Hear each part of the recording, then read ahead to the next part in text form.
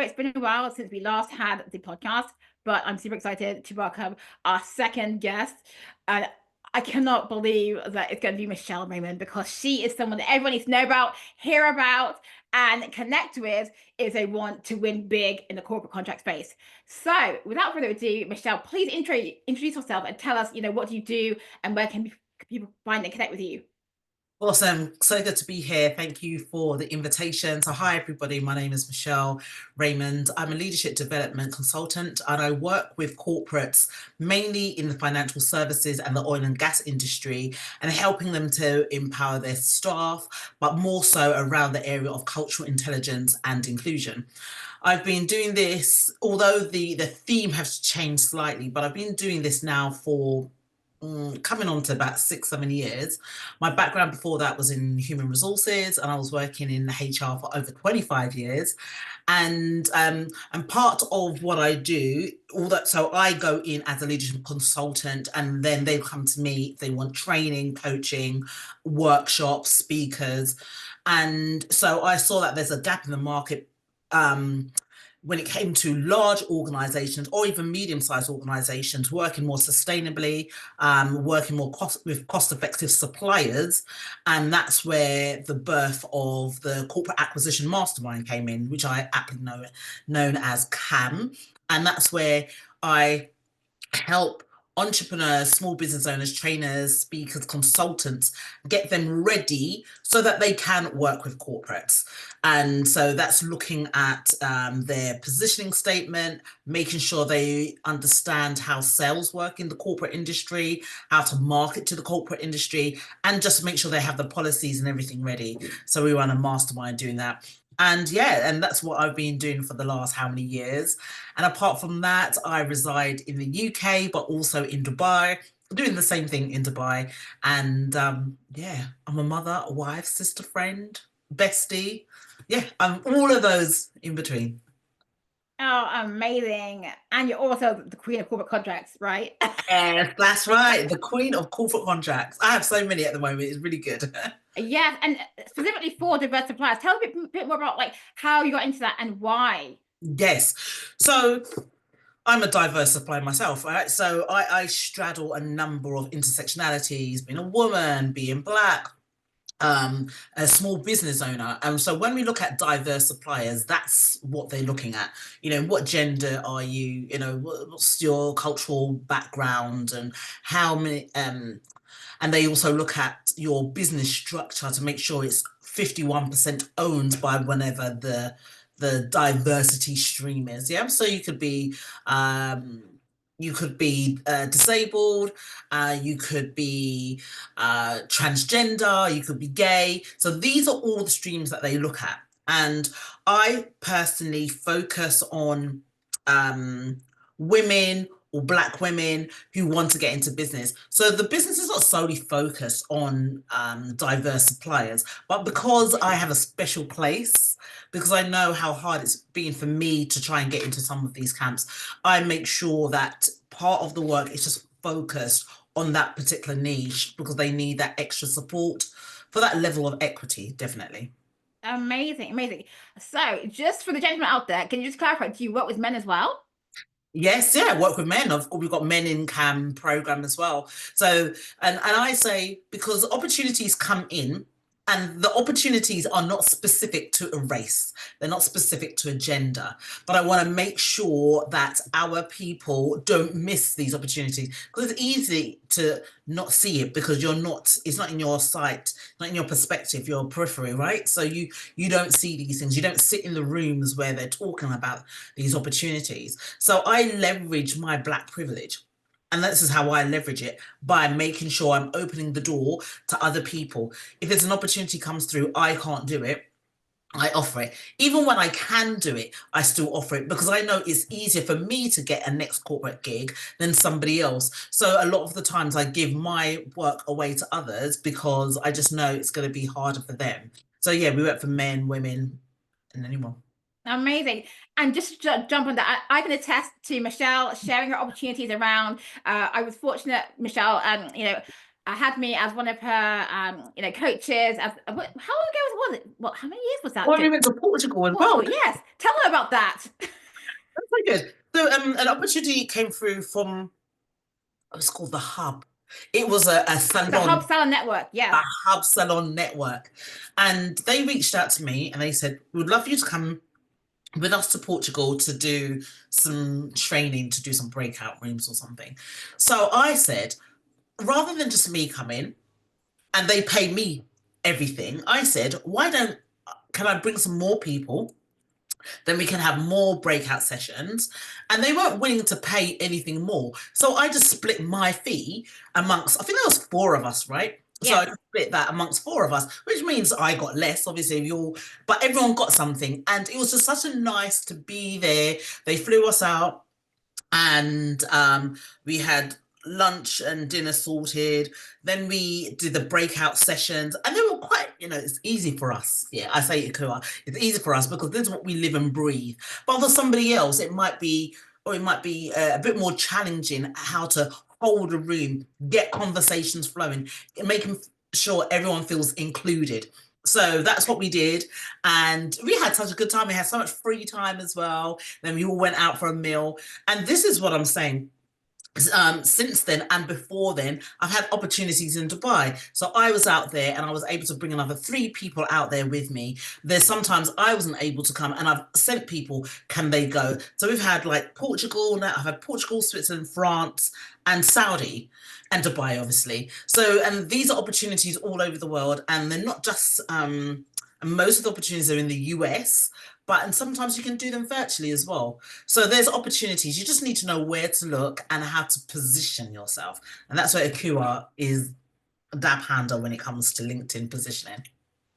Brilliant. Yeah, no, I agree. No, we got to make sure that we want to know the stuff. So we need to get in with Michelle and making sure that we are crystal clear about what it is we need to do, how we need to present, have all the stuff ready so that we can come out there on LinkedIn, ready to go and be able to like show our wares attractively. I mean, the way that speaks to them, right? Because we don't want to be speaking a language they don't understand. We want to be speaking clearly and directly. So they're like, yes, Michelle or Akua, they are the women, and the gentlemen out there to, to work with, right?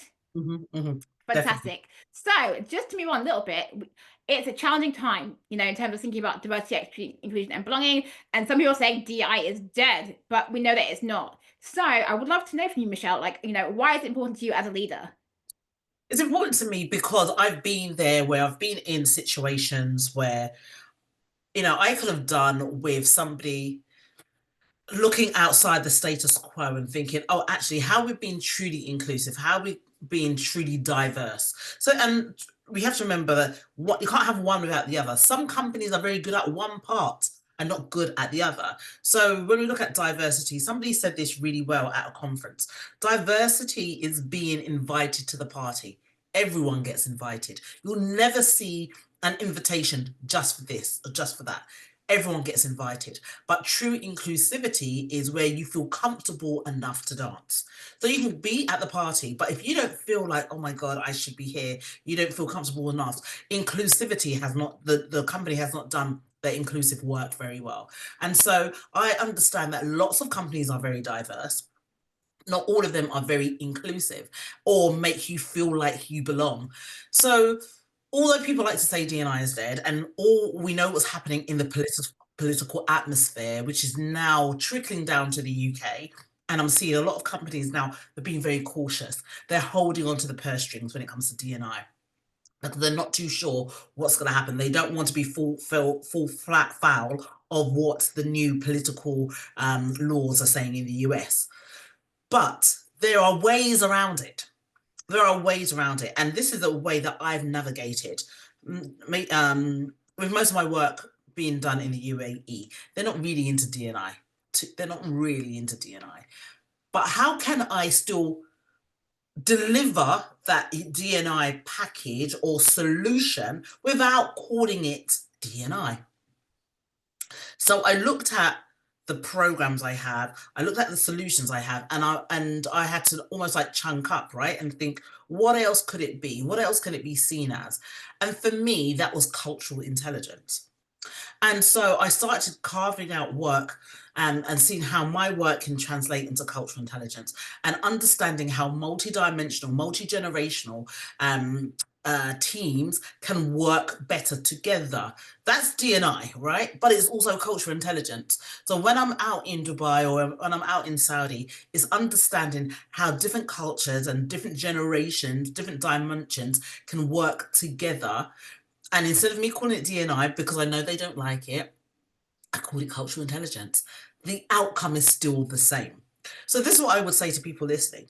Don't get bogged down in the nuance of the word. What really matters is your solution. Now, your solution can take the form of anything, right? But it's how am I going to resolve the bigger problem?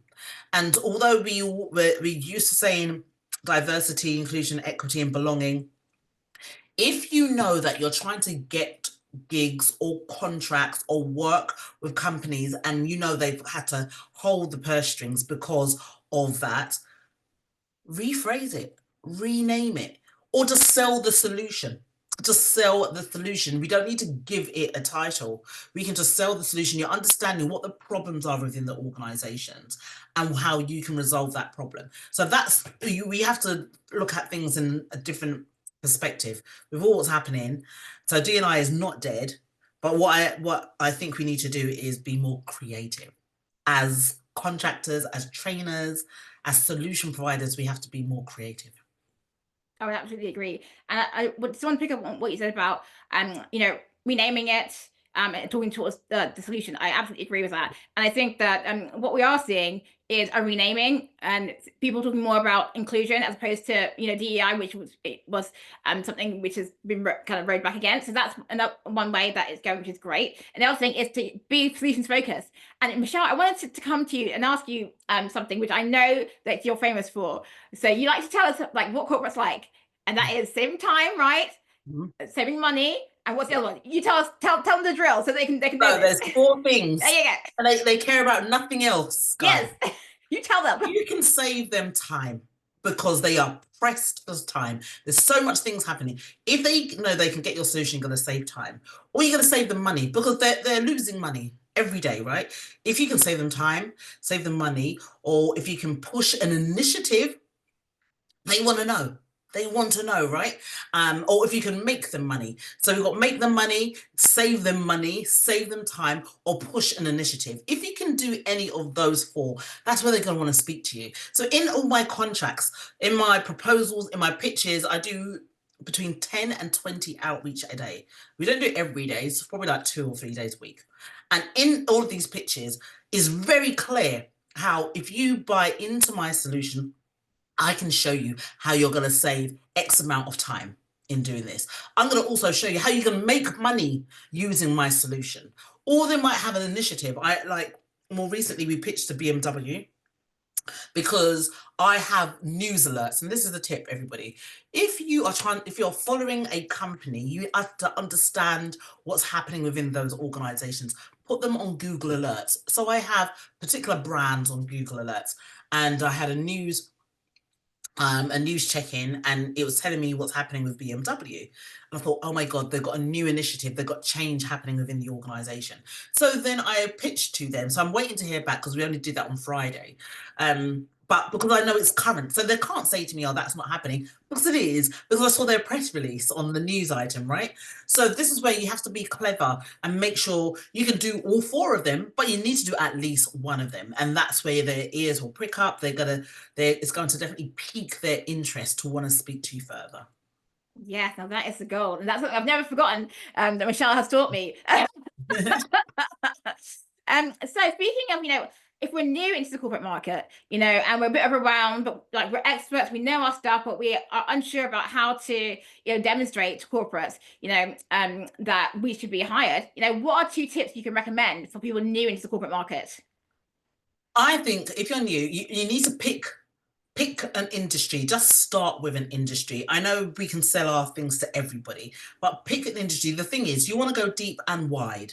So for me, I do a lot of work with financial services and a lot of work with the oil and gas.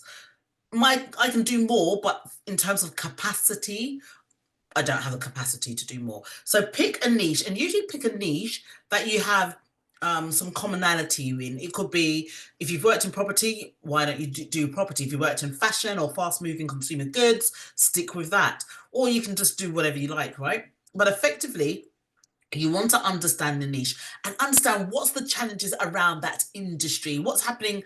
I like, if I was going to work with BMW, I need to understand what's happening within the manufacturing industry, what's happening with cars. Are people, people are moving towards more electric cars. What does that mean in essence? So, find out. And another way to even keep on top of the niche, look at LinkedIn news, see what's happening on there. You've got Google alerts.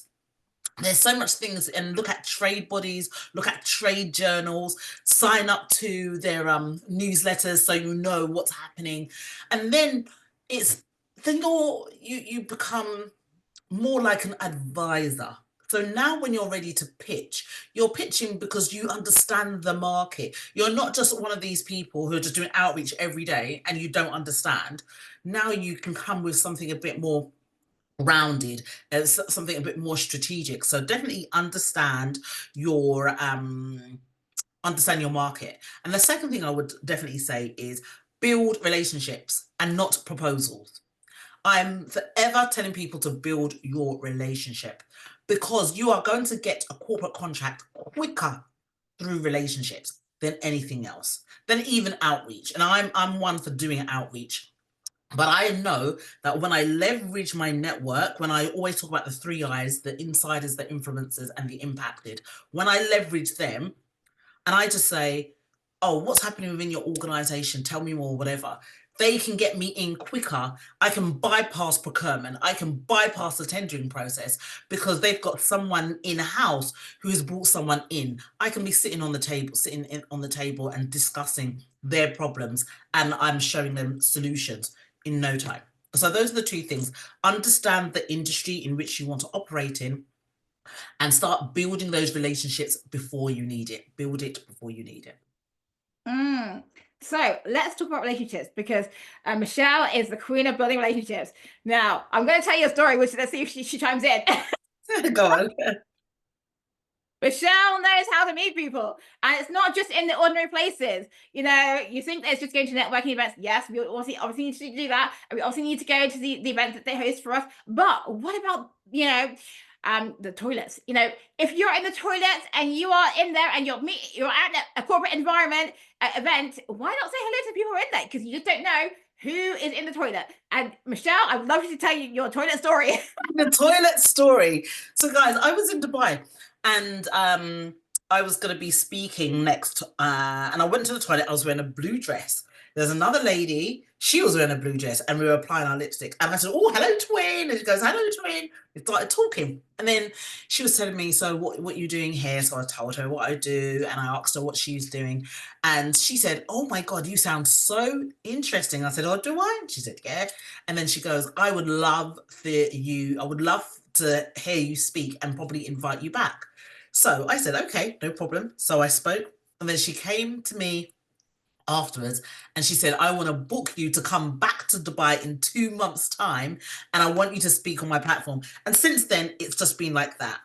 Building, and people think, oh, what do I say? What? Just be yourself. And I can't train you to be yourself, because we're all very different, which means there isn't a strategy for being yourself. There is no strategy for being yourself. You have to just be you, which means you will win people and you will lose people. So I know full well that some people are attracted to my personality. I'm quite an extrovert, I would say. Although I do I love my quiet times, but I'm okay to speak out in public. I'm happy to pull people in. I think I'm funny. And I'm very down to earth. So people would like that. But then there's going to be a subset of people who do not like my personality, do not like my character, to think I'm a bit too much. I've already had people say, why is it when I open my screen, I always see your face? I'm fed up of hearing you talking about get corporates. I hear it. So I'm not their people. But the great thing is, you don't have to be everybody's people. Exactly. The right ones will be attracted to you. The right ones are going to set you up to win. So you just be yourself. flaws and all. Because we've all got flaws, right? Flaws and all. I agree. I agree. And I think that's such a powerful message because I think a lot of the time people think, oh, I'm trying to play it in the corporate space. I need to be someone else. I can't be who I am. And it's the exact opposite. They are looking for people who are not from the corporate space to come in, to innovate, to create, to be someone who has got a different perspective. And you can't be that when you're trying to just play small, and not really like let them see who you really are. Exactly. And that's what it is. I remember having a conversation with someone from Meta, and she I think she was like head of supplier diversity, and she said she came to one of our events, the Diverse Business Summit, and she said, what I like about this is because everybody is just cool, everybody's chilled, no one's trying to be something that they're not. And that's what we want, because the people who make the decisions, although they work for a big establishment, it's still people. So we have to build those relationships. And I remember in one of my webinars that I delivered, I talked about the building relationship fund, which I haven't used it recently, but I do this where if there's certain people that I want to build relationships with, I offer to take them out for lunch. Now it can cost me at any time more than £150 because both of us are eating, even if I just want to stick to salad to save some money. But there's a author by the name of Keith Ferrazzi, and he talked about in his book The Long Lunch, and he talks about when you're eating, because there's something dynamic around eating that people want to share. They call it, in the Bible, we say, call it breaking bread, where you just chill, you talk, there's no fancy, nothing fancy about it. You're just chilling. They are relaxed, you're relaxed, and you talk. You get to know each other on a personal level, on a professional level, on an emotional level. And it was from him that I thought, my God, it's so true. Is around eating and lunch, and that's where I got it from. Building my relationship fund is if I can take someone out for a drink and we just chill and talk. And from those conversations, you hear so much that you would have never got if you were sitting and having a discovery call. Because it's too artificial. But when they're relaxed, they tell you so much more. And so and that's how I build my relationships. That is gold. Look at that. You heard it here. We are getting paid and rich. Whoa, let's do this. Who else is going to tell us? I love it. I guess one thing people are going to say, but Michelle, I'm not loaded. And think about it this way. Like, we know people who are buying handbags and shoes and telling us that they're not loaded. So if you decide instead to just put this into your lunch fund from time to time, guess what? You can get even more loaded. Exactly. It's priorities, It's absolute priorities. You need to understand what is your priority for your life. For me, it's really important that I leave an inheritance for my children's children, not just for my child. So what do I need to be doing now? So when I pass away, so it's not just legacy by memory, but what have I left my daughter that she can then build, that she can leave for her child? So that's how I'm looking at it. So if I have to put some money aside, or I forego going out or doing my nails or doing my hair because I'm going to use that to take someone out, I will do that time and time again. It will pay off in dividends.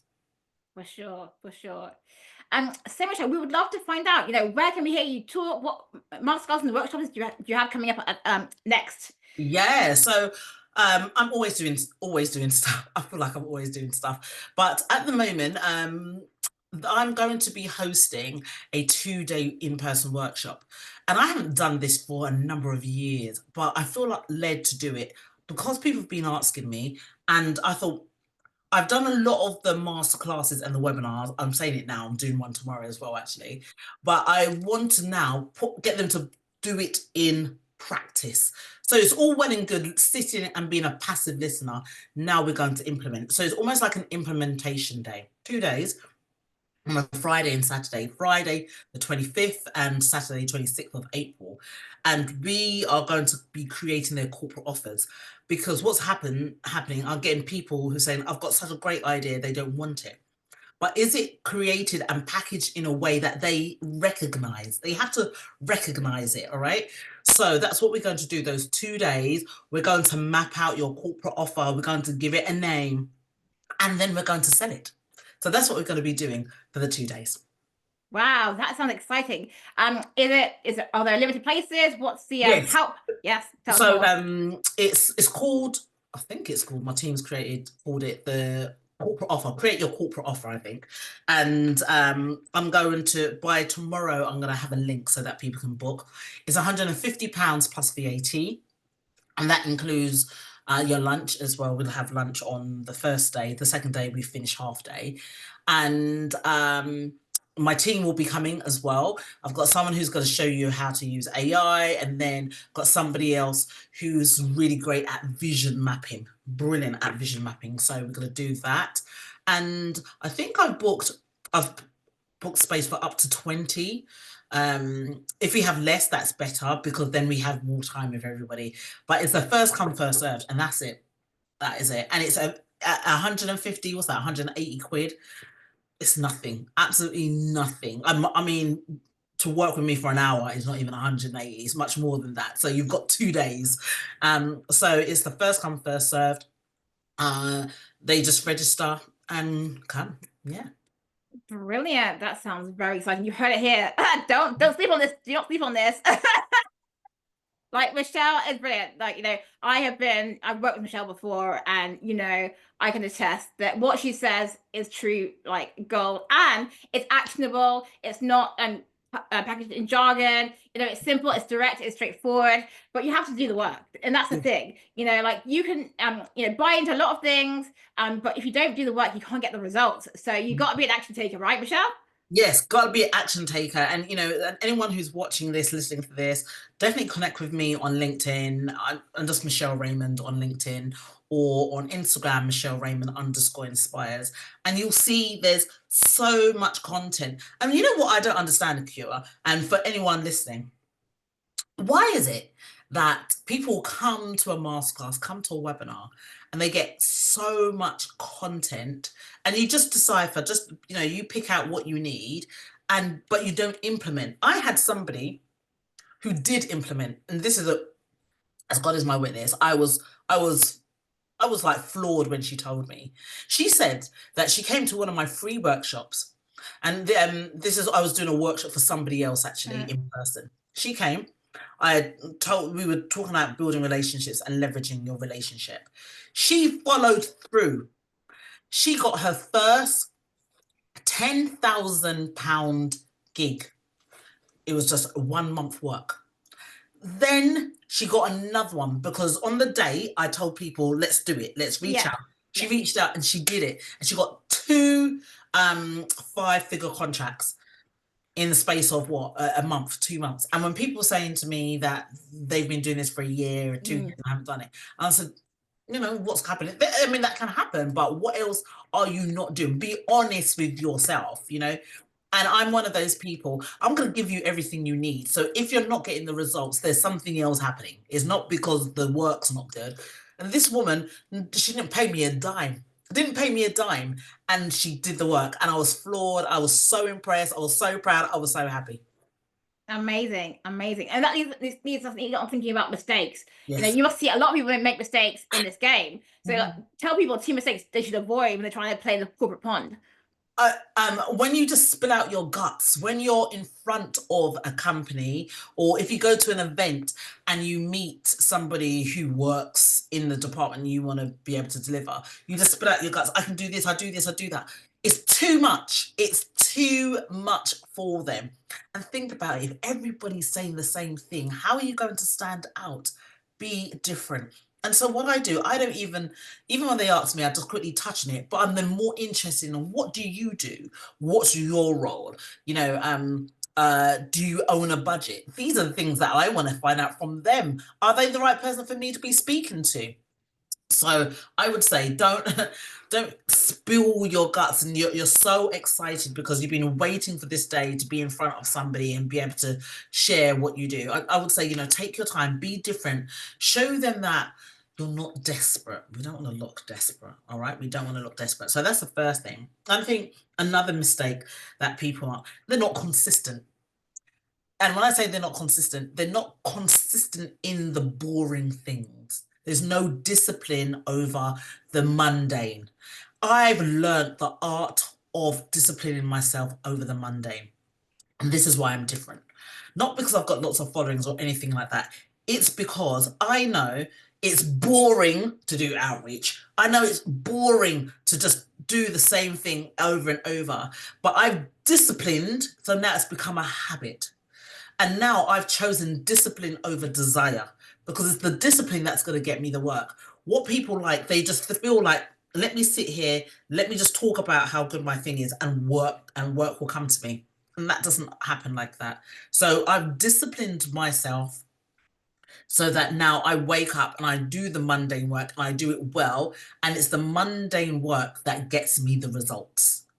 So that's the difference. So you have to choose discipline over desire. Whew, I'm sure they're not going to play today. But it's so true. It's so true. And I think that people sometimes feel very frustrated about seeing like overnight success and people who seem to be less experienced than them, you know, going in there, getting these contracts. But Michelle can tell you, and I can attest, it's a long game, right? It is. It's the long game. It's the long, and you've got to be in it to win it, you know. And if you speak to any athlete, anyone who champions what they do, who's the champion, they will tell you that it's in the times that people don't see, that's where the work is being done. So when I show up on social media, people say, oh my God, you're doing this, you're doing that. I said, I'm doing this and doing that is because of my quiet times, in my dark times, in my, you know, when I'm by myself, I'm doing the work. So now I can sing, and it's not always been easy. It's lonely. It's hard going. It's sometimes it's just heavy that you think, oh my God, why am I doing this again? Or why don't I just get a job? All of those kind of things. But you have to find, what can I do to get me out of it quickly? Because we all get into it, you know, but what can I do to get, and for me, I have to put music on. I have to change my environment. I have to change my state. I have to go for a walk and then come back, or go and eat. I have to do these kind of things to keep me going, You know, I work from home. And then when I'm in Dubai, I still work from home, and we have like networking space. I have office space as well. So I need to change up my environment. But it's those times I'm just on the computer, searching, looking for opportunities, having meetings with people, being told, no, they don't want my service, being told that my service is too similar to somebody else's. And you know, people not responding to my messages, not responding to my emails. It happens to me as it happens to everybody else. The difference is I don't be disillusioned. I don't think, when one door has said no, one door has closed, that means if I keep on, there's got to be one that's going to say yes. So I just keep on it. I just keep at it. Yes, because no is our next opportunity, right? Yeah, that's it. That is it. Absolutely. So remind everyone, what are the ways they can work with you? List them all so they can be you know, sure which opportunities that would be best for them. Yes. So what I'll do, and you can put in your show notes, Yes. I'll give them my website, because on the website, there's, you know, if you don't want to join a membership, if you don't want to join another program, you might just I need scripts, or I need to know how to work in Dubai, how to get corporate contracts in Dubai. And I've got all the resources and toolkits, including all the agencies you need to be a part of, networking events you should go to, got all of that. You can just buy, you know, it's a pick and mix kind of thing. Amazing. And then if you want something a bit more hand holding, we have our VIP experience. I just finished one on Friday with an IT company. We did this online, and now they've got 60 opportunities we did this over 2 days, by the way. Wow. We did it, so it wasn't me just teaching and showing, we did it. So there were silent times because we're typing, there's times when we're on the phone. So I am an extension to your team during those VIP days. So if people want that VIP experience, they can have that. I've got a year long, or I've just got a day long, or 2 days, whatever. We make it work. But yeah, there's lots of ways. And even with what's happening politically, there's still opportunities because there's always change in an organization. Even with this change where they're moving away from D&I, that's now opened up another opportunity. So you have to see opportunities everywhere. And I'm very good at doing that. So yeah, it's good stuff. Amazing. And just before we wrap it up, I would love to know, because my area is LinkedIn, how can people like put their best foot forward? What are the mistakes that you see people like, when they're trying to attract corporates on LinkedIn? And secondly, how can they actually share some of the right content? What would your tips be? One, what they should not do, and secondly, what should they do if they want to attract corporates on LinkedIn? So in terms of what they should not do, what they should not do, I would say you should, when you're putting on post, do you know, I find that some people like to rant, and I don't think it's a good look at all. I don't think it's a good look. And there's a way that you can change your rant into thought leadership. Exactly. That's what you need to do. You need to look at yourself almost like a politician, and you might be ranting about something, but create almost like an ecosystem of what we should be looking at, what we should do instead. So it turns into thought leadership. What I tend to see is a lot of good people ranting and just they're upset about something, or they're there's something they don't agree with, and they're just spitting. And I don't think that's good. It's not a good look. I never do that. And I don't think it's good for anyone's personal brand at all. That's the first thing. Second thing, in terms of what they should do, really use LinkedIn News. People don't use it enough. They might come on their feed. It comes on the right side of their panel. They don't use it enough. What I tend to do, I'm based in Dubai, so my news is always going to be about the UAE. I look at this, and this is a tip for anybody. I look at what's happening in LinkedIn News. Anything that I might want to have a voice on, I will write something, then I'll pick it up, drop it into ChatGPT to make it sound a little bit better, and then I post it. And then I post it against whatever was being said. So I then start to rank on LinkedIn News with my expertise. So I think that's such an underrated piece of tool that people don't use is LinkedIn News. And another thing as a bonus is do more newsletters. Newsletters are very good. People can get to subscribe, and then if you're talking about the area that you can help in corporates, just write about it. And use your thought leadership. Look at things through a strategic lens and not just through a transactional lens, so that they can see, all right, you're looking at, you're taking into account what's happening in the world, what's happening within the industry, and you're given a perspective on that. They love that. So I think those are the two things I think people need to do more of: more newsletters and utilize LinkedIn News. Okay. So Michelle, we cannot end this interview without talking a bit about AI briefly. Yes. So AI has changed the game. It is out there. We've got to embrace it. You can't be left behind. But the question I want to ask you is, how can people use it with discernment, to create their content or to be more productive in the corporate space? Because as we know, as much as it helps us to move faster, it can also be, I guess, in a way, an Achilles heel. Because if we are using it without any filter, it can also be very, very obvious and also not get the results that we desire. So Michelle, give us a word about how to use AI for corporates. Yes, and I think you need to use AI rather than AI use you. That's the thing, right? So if you've got content, you can ask it to create content for you, but what I tend to do is I need it to sound like Michelle. So you want to train it to understand your tonality, your pitch, and just how you come across. So what I tend to do is I will write an article, and then let's use ChatGPT as one particular type of AI. Then I will use that in there, and then it will improve my writing style. It doesn't create it for me. So I use it slightly different from other people because I've already got an idea of what I want my article to be about. And you've got to also be very careful of what they call as facts. Exactly. Because what people tend to do is they'll say, give me the answer to this, and it's not fact. You remember AI, okay, it's computer generated, but the systems behind AI was still written and coded by man. And he wasn't a black person. Let's be very real. So let's be very careful and very mindful how we are utilizing technology. Technology as innovative, fast-paced, what we need.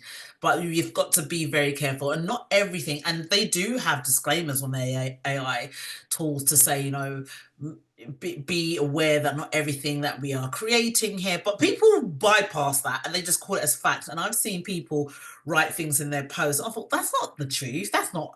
And I know they must have got that from AI. You still have to do your due diligence.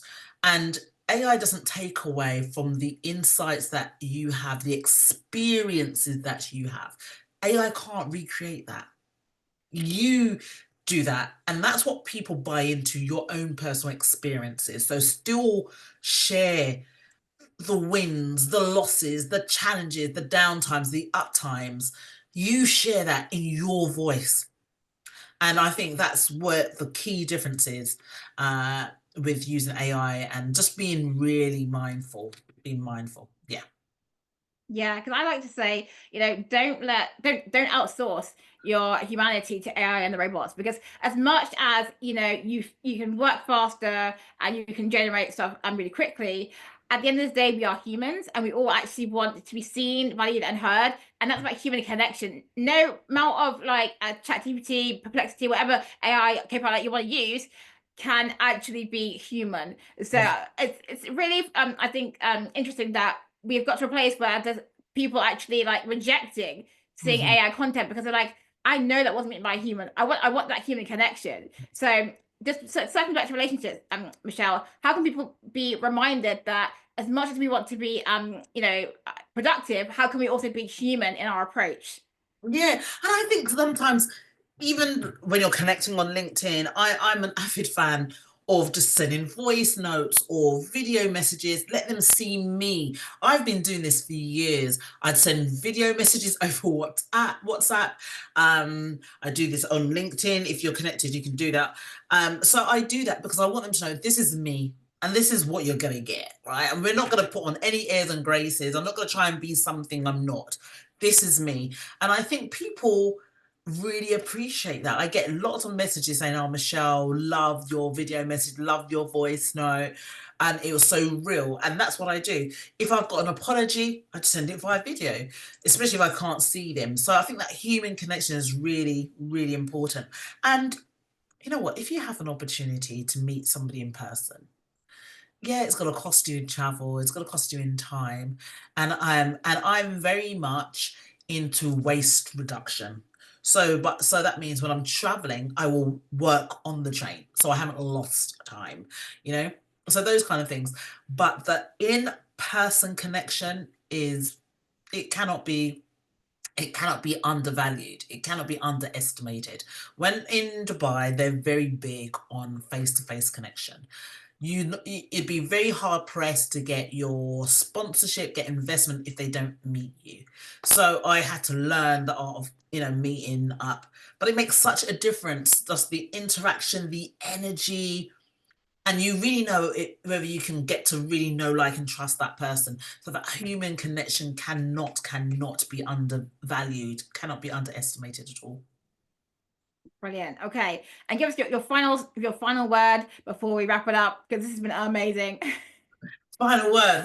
Final word. Come to the in-person workshop, and you will do the work. So I don't even need to say to you, then you can do the work and let me know, because you're going to do the work. We're going to hold your hand. The team will be there. We'll be doing the work. So if anybody's really keen for 2025 to get some corporate contracts, or at least position yourself to be ready for that, then the 2-day in person is going to be perfect for you. And for everybody else, I just wanted to say, just keep pushing through. The closer we are, the harder it gets. But once you pass, once you can see that light at the end of the tunnel, things get easier. Things do get easier. And so I just want to encourage, because I know a lot of people are going through a lot of things at the moment, and it's not all singing and dancing for everybody. It's not all singing and dancing for me. So I say this to encourage myself as well, that because I've already been through dark days. I know I can come out, and it's the same for everybody else watching and listening. Definitely. Absolutely, absolutely. And it's great for us to be in community, to stay connected, and to, get that advice and that perspective from people who've been through it, who've done it. So this has been brilliant, Michelle. Thank you so much. I really appreciate all the wisdom and the golden nuggets that you shared with us. We're getting the podcast out very soon. So let us just end there. Thank you.